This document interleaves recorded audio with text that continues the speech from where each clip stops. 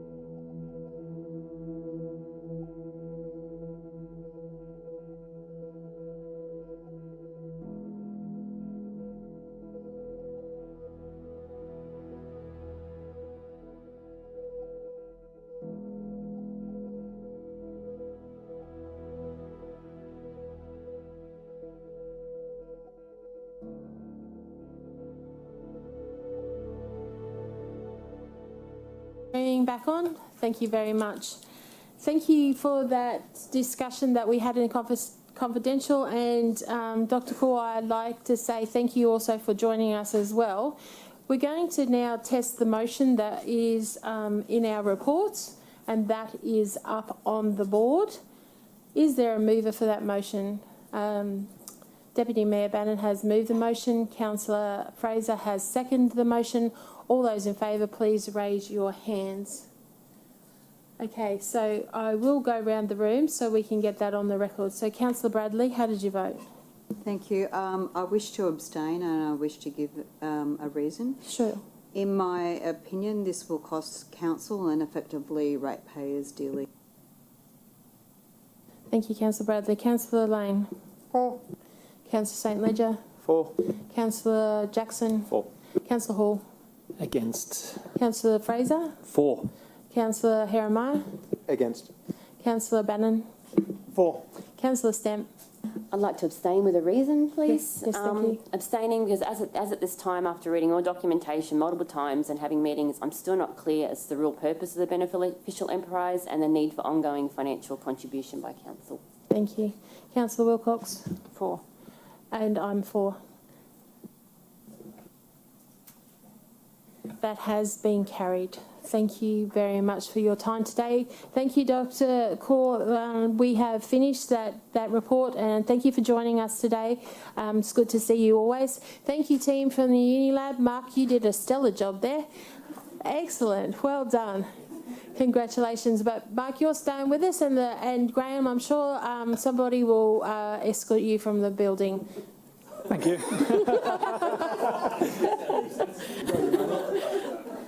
You've been here really early this morning. I know you were in my office really early. Thank you for coming. It's been a long morning, I'm sure. Thank you. Thank you very much. Okay, councillors, we're going to move on to report 6.2, which is the council to CEO delegations. And Mark Pearce, you're going to be presenting this report. Over to you. Thank you. Hello, Madam Chair. Hello, councillors. Thank you for your time today. So this report makes a number of amendments to its delegations to the CEO and also delegates new powers to the CEO. So there's delegation changes in relation to the Public Records Act 2002. The Public Records Act that was passed by the Queensland Parliament in November 2023, it commenced by proclamation in December 2024. And as a result, the Public Records Act of 2002 has now been repealed. Due to that, powers under the new Public Records Act need to be delegated to the CEO because of that legislative change. Secondly, the Fire Emergency Services Act 1990 and the State Emergency Services Act of 2024, delegation changes are required due to legislative changes to these two acts. As a result of broader legislative disaster and emergency services reforms that have occurred, it's necessary for Council to update its delegations with respect to references in the Fire Emergency and Services Act and to the Fire Services Act. Also to remove statutory powers in the Fire Emergency Services Act that are either no longer required by Council now and have been removed and placed into the State Emergency Services Act of 2024. Also, there's a need to reword a number of delegations in relation to the Fire Services Act to reflect new wording as a result of legislative changes. And also, there's a need to delegate powers under the State Emergency Services Act which were previously contained within the Fire Emergency Services Act. Ensuring these appropriate delegations are in place will ensure that Council is complying with all its statutory obligations in relation to this state legislation. I can advise that no questions have been asked by councillors prior to this meeting, but we're happy to take any questions on this report. Thank you very much. Councillors, is there any questions? No? Then we'll go straight to the motion that is up on the board. Do I have a mover? Deputy Mayor Bannon has moved it. Councillor Stemp has seconded. All those in favour, please raise your hands. That has been carried. Thank you. That was really easy for you too. But you're not going away just yet, because does anybody have any general business for the Corporate Governance Manager at all? No? Do you have any for us at all? No, not at this point in time. Thank you. You're free to go back to work. Thank you very much for attending today.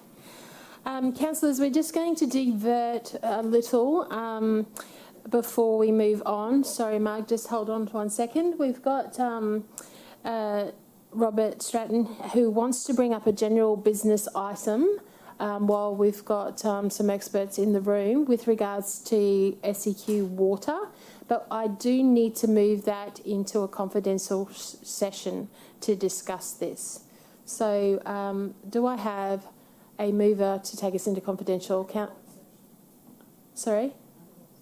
Under what section? 254J3, with regards to commercial matter involving local government for which the public discussion would be likely to prejudice the interest of the local government.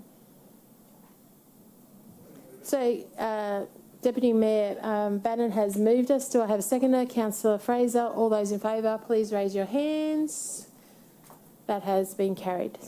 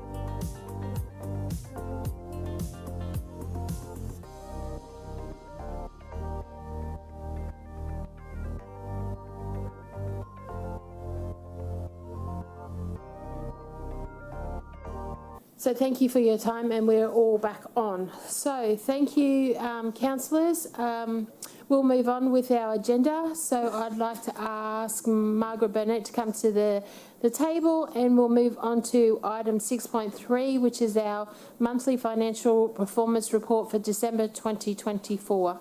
Thanks, Marg. Over to you. Thank you, Chair. Due to timing, this report does not include the adjustments that were made in the First Amendment as adopted at Council recently. The operating surplus year to date at the end of December was $27.2 million, which is $9 million over budget. There were no additional areas of risk identified since reporting on the November results. However, the risks around electricity, mowing contracts and insurance, amongst others, remain valid.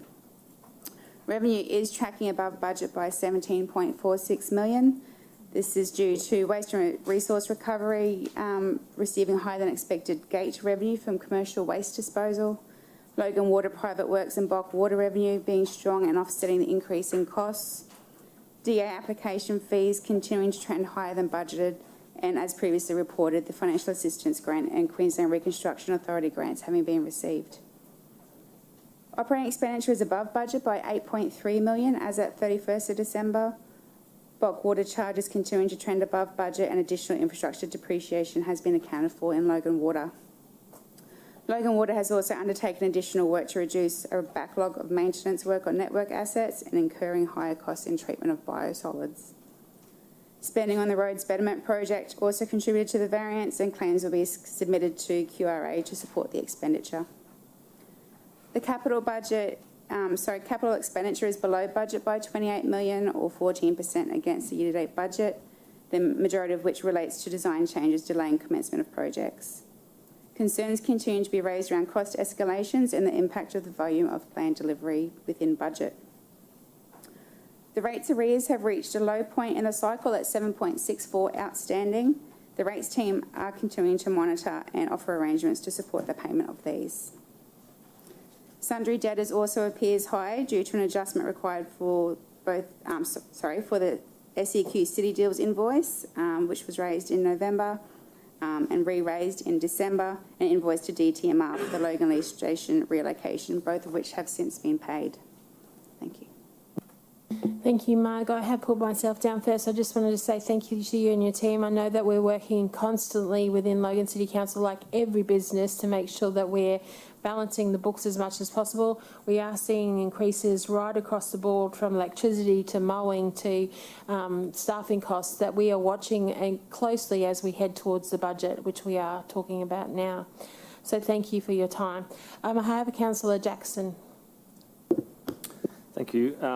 It says that electricity costs from street lighting and traffic lights is expected to increase. Why street lights and traffic lights isolated? What about their electricity supply is different to all other electricity supply that we have? Thank you. Great question. It's a different supply arrangement. So that contract comes due in the coming months, and then we'll have to, go out for tender for a different contract. And things like that, rather than overall insurance of those assets. I love reading your reports, quite simply because they're a good read. They're very plain spoken, and it's easy to see where those increases are coming in and the impact that it has. One of the things that you pointed to was current funding for the bus shelter program is likely to run out by the end of the financial year, and that the state government has not yet formally indicated any further funding for the program. Now, that program, we have 243 as of 2020-21, so I imagine that's gone up. We had 243 new bus shelter projects that were weighted heavily to be replaced out of the 780 stops in the city, or I think there's a few more now. In my division, because council ripped out all the bus stops and didn't have any money to put them back in, we actually had to use local infrastructure program to fund the one at Trinda Park, which was 30 grand. That was in 2021. To buy a seat for a bus stop these days is anywhere between $3,800 and $8,250. So there is a huge difference in the impost to local infrastructure program that ratepayers are having to fill. Have we had any meetings with the new Queensland government to see if they're actually continuing this BSUP program or the, whatever the program's called that we get the money under, hang on a second, the Public Transport Improvement Program. Have we met with anybody about that? I can't confirm, but I will speak to the branch manager and find out what negotiations are taking place. Thank you very much. And as I said, this is a great read, and any punter out there can read this and know where, when we say that council's going through the same pressures as everyone else, it's clearly articulated. So thank you very much for this report. Great comment, Councillor Lane. This is a public report and available online if anybody wants to read it. Like you said, we're just like every other business in Logan City Council, and we're balancing the books every day as well. So thank you, Mark. We should have a motion up on the board. If I could get a mover for that motion. Councillor Bradley has moved the motion. Is there a seconder? Councillor Hall, all those in favour, please raise your hands. Thank you. That has been carried unanimously. Thank you very much. Councillors, we'll move on to our favourite report of the month, which is 6.4. This is the Local Infrastructure Program for February 2025. This is where it shows what councillors are doing out in their area, and I'll hand it over to you, Mark.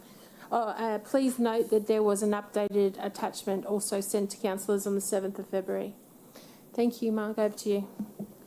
Thank you, Chair. This report seeks to endorse expenditure under the Local Infrastructure Program for February. There are a total of 8 new projects which all fall within the LIP policy. Thank you. Does anybody have any questions? No? We do have a motion up on the board with regards to the motion, the new attachment that was sent out on the 7th of February. Councillor Stamp has moved it. Councillor Bannon has seconded it. All those in favour for the attachment? Thank you very much.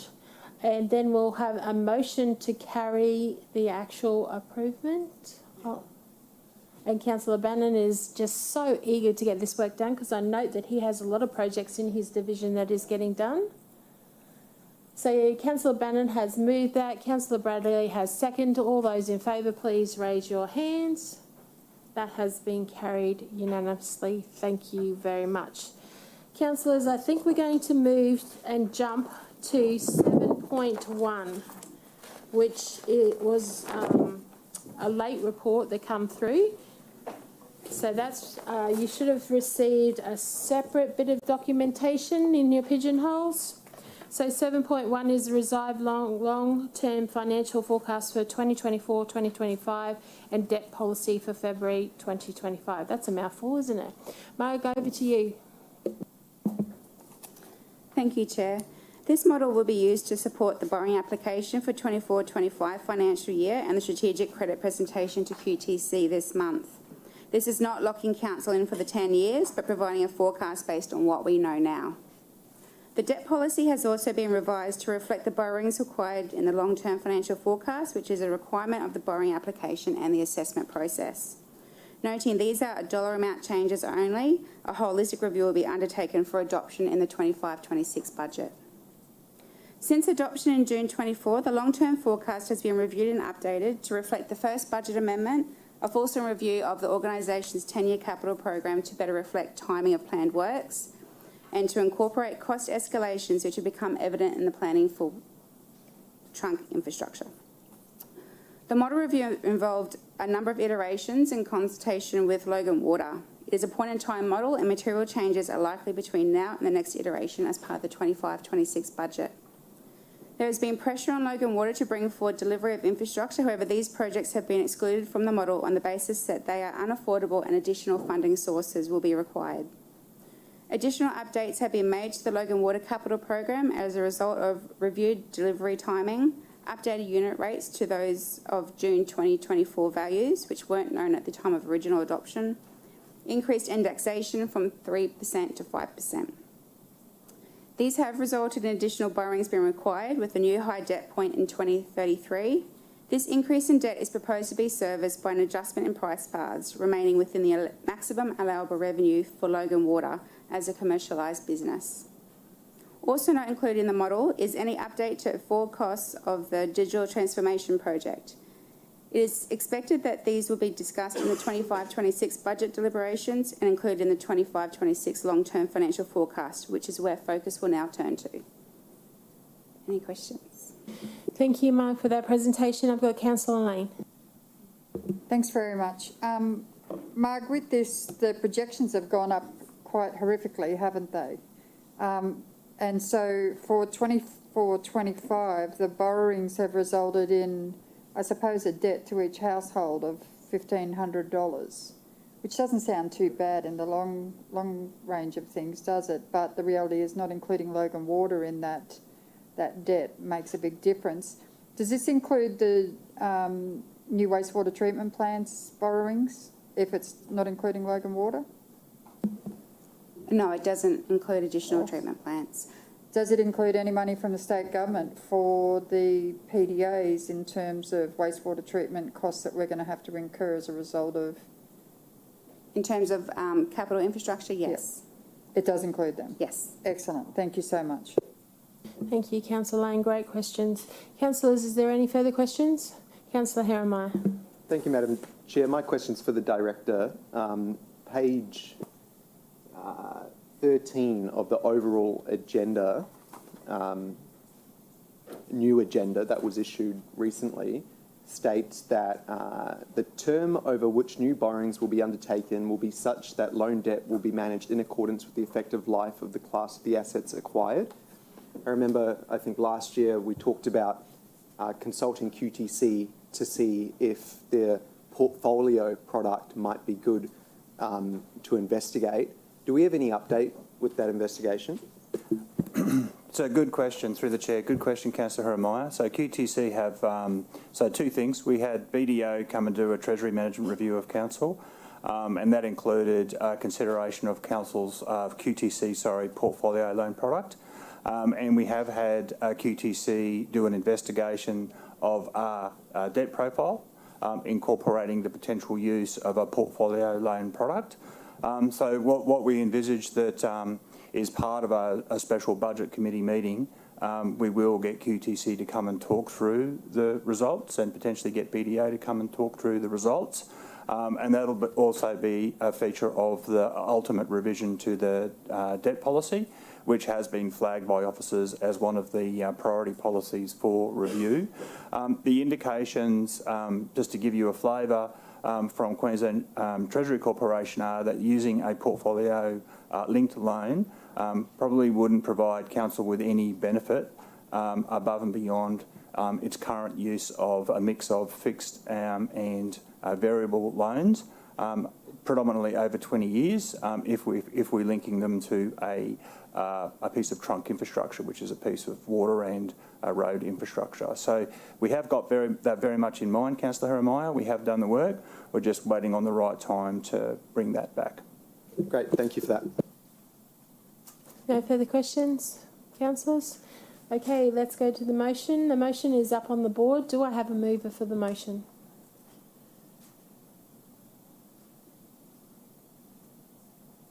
Councillor Jackson has moved the motion. Is there a seconder? Councillor Bannon. All those in favour, please raise your hands. That has, I think we'll just go around the room and we'll note how we go. Councillor Bradley, how did you vote? Abstain. Did you want to provide a reason at all? Thank you. Councillor Lane is out of the room. Councillor St. Redger. For. Councillor Jackson. For. Councillor Hall. For. Councillor Fraser. For. Councillor Jeremiah. Against. Councillor Bannon. Councillor Stemp. I'm abstaining at this time because I actually missed this report in the addendum. I apologise. I thought it was just slip amendment, so I would like to just have the opportunity to review it before council. Thank you, no worries. Councillor Wilcox. I'll abstain with a reason. I also missed this, thought it was, again, just a lip report, missed the financial, and I don't think I've been given enough time to review a financial forecast for the 10 years commencing 24-25 to adopt it. Thank you. I'm for. And now that Councillor Lane is back in the room, she can vote. Ladies? Yes. Councillor Lane, how do you vote? It's a 4, thanks. Sorry, I was on the loo. Thank you. Thank you. And has that's passed? Yes, thank you. Thank you very much. Does anybody have any general business for Mark today? No? Do you have any for us? I did have one other report on the agenda. What have we missed? Oh, yes, our rate exemption. Sorry about that. So we're jumping back to 6.5, councillors. Sorry for that out of sequence. It is a confidential report rating exemption 565776-1. It is a confidential report. Does anybody want to take it into confidential? Excellent, we're not. I believe all the councillors have read their report. I do note that some have probably asked some questions with regards to this. Councillor Bannon? Sorry, Madam Chair. I wouldn't want a discussion about it because I'm pretty strong on it. So Would you like to go into Yeah, I think- confidential? yeah, sorry. Councillor Bannon has asked for us to go into confidential. Is there a seconder? Councillor St Ledger. All those in favour, please raise our hands. Thank you. That has been carried. So the live streaming.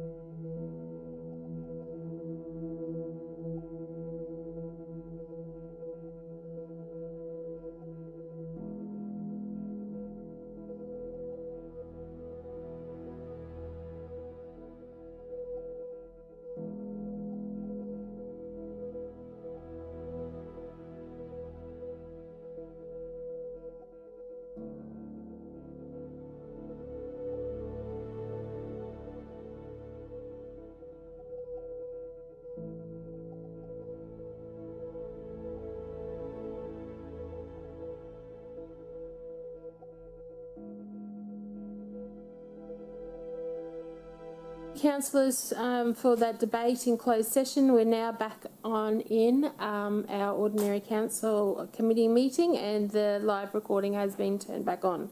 If there's no further questions, we're going to put a motion up on the board that states that this matter is being deferred to ordinary council meeting to be held on the 19th of February 2025 for further consideration. Do I have a mover for that motion, please? Councillor Bradley has moved it. Councillor Hall has seconded. All those in favour, please raise your hands. That has been carried unanimously, noting that Councillor Stemp has now left the meeting due to a commitment. Thank you very much. Does anybody have any GB for the Finance Manager today? No? Being none, do you have any for us? No, thank you, Chair. Thank you very much, and sorry for that confusion with regards to all those reports. Okay. I believe we're up to 6.6.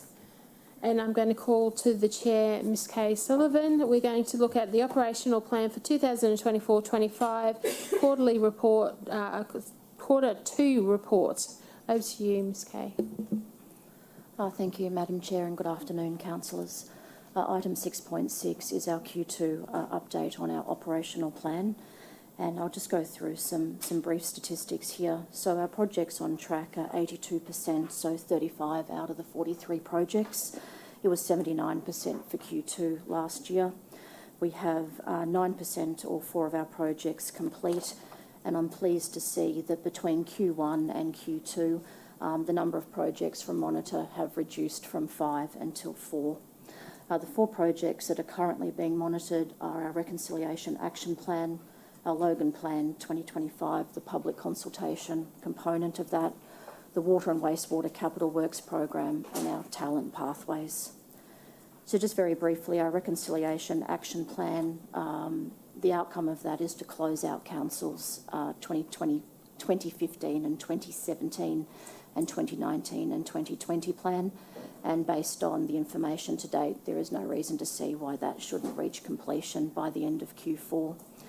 Our Logan Plan 2025 public consultation is on track. We received information on the 5th of December from the state requiring some additional information to be incorporated as part of the project team deliverables. While the team have acknowledged there's significant time pressures, they believe that once we hear back from the state, they should be able to achieve those timelines. The Water and Wastewater Capital Works program, their expenditure based on their phased budget does not meet their current expenditure. They've had a delay, and this is similar to some of the commentary provided by the Finance Manager. They've had a delay in commencing their green energy projects from an approval process perspective. The information that I have to date, it is unlikely they'll be able to make up the difference between their phased and expended budgets, so they'll be looking to get that rebudgeted through the finance process there. And just the last one that's under Monitor, our Talent Pathways. There's a number of projects being delivered through People and Culture. They've provided some significant remediation actions as part of this report. So there is no reason to believe at this point in time that they won't be on track come end of Q4 to deliver these projects as well.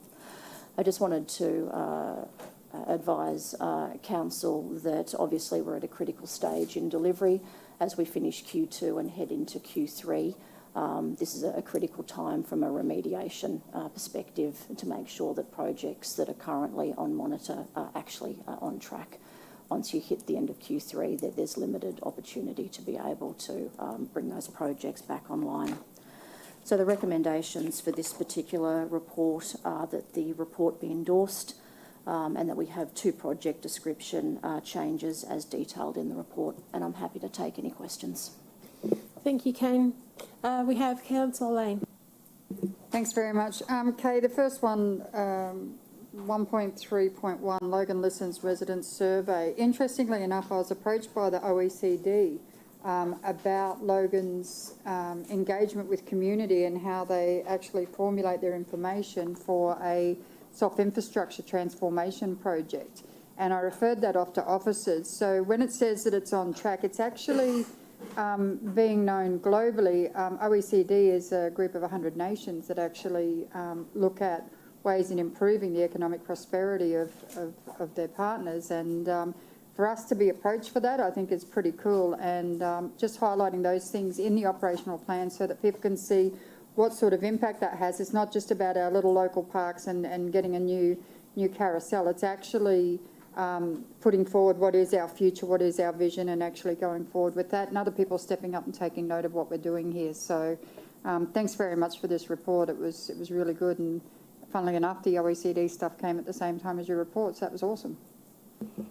Well, thank you, Councillor Lane. I think it's probably an area that we could look to do a little bit better in as an organisation, is actually highlighting and promoting some of the really great work and recognition that this organisation gets. So thank you for that feedback.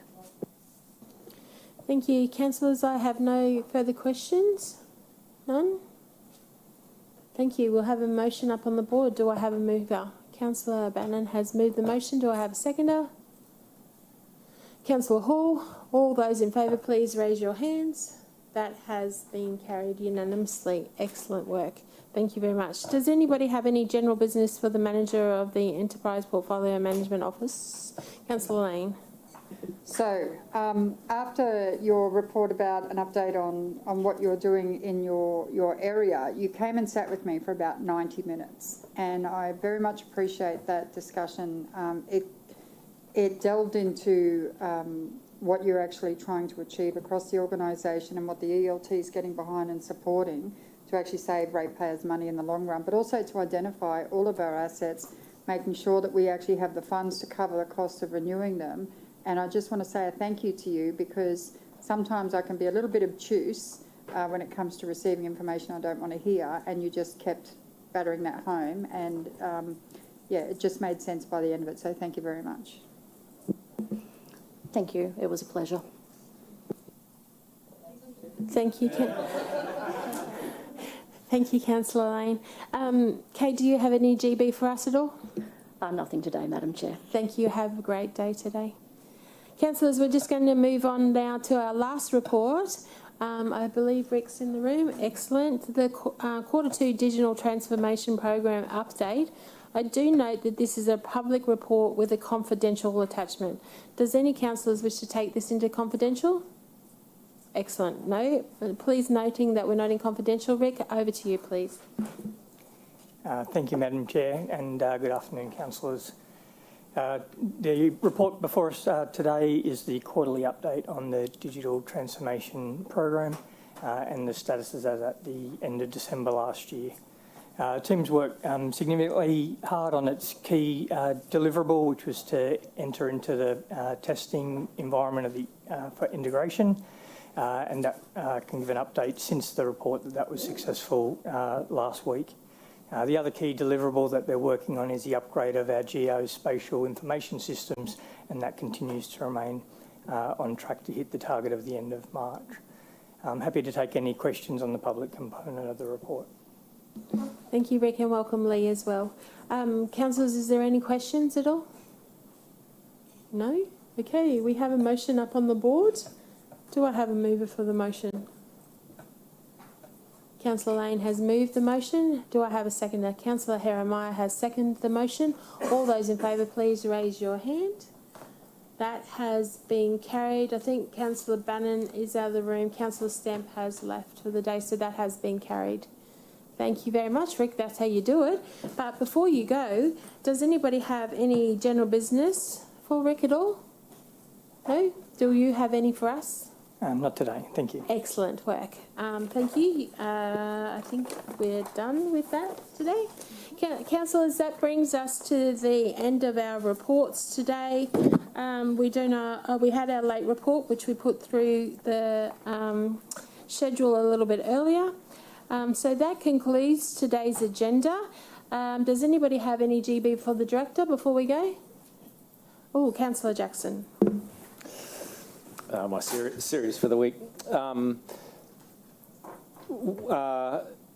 asking around each directorate whether there's any incentives or rewarding system or some way of celebrating innovation within your directorate for staff who are coming up with new ways of doing things, better ways of doing things that make us more productive, more efficient, that sort of thing? It's a good question through the chair. So there's probably a reward and recognition process within organisational services as there is within other directorates. So where it's often the case that we encourage managers and program leaders to recognise achievement, which could be innovation. So that's often the case. I know in a number of branches there's it's recognised at various morning teas and things like that in terms of a job well done. So that's probably at a kind of a little bit of a local level. I guess in relation to the Value for Money program, there is the opportunity to raise, I suppose, more substantial innovative ideas, and to have those potentially go through the EPMO and be funded under that Value for Money reserve, which comes to councillors for a decision in relation to how it's deployed. So that can be recognition. There's also various excellence awards and council-wide processes. The Excellence Awards, if you haven't been to those, I encourage you to come along. A lot of work goes into those, and there's a lot of really good initiatives across the organisation that get nominated for those Excellence Awards. Often you will see multiple teams from across various directorates nominated in various categories. So I think that is probably by far the one event per year that is really kind of held in high regard by the organisation. That's awesome. I love that. Do any of those then get nominated for external awards as well? Yeah, there are external awards in terms of the recognition can be in terms of both state and national awards in relation to excellence. Yeah. Thank you very much. Thank you, Councillor Jackson. Robert, do you have any GB for us at all? No? Thank you very much. That concludes today's agenda. I'd like to declare the Governance meeting at the 11th of February concluded at 12:46 p.m. and we'll be back tomorrow for the next two committees. Thank you very much. Have a great day, everybody.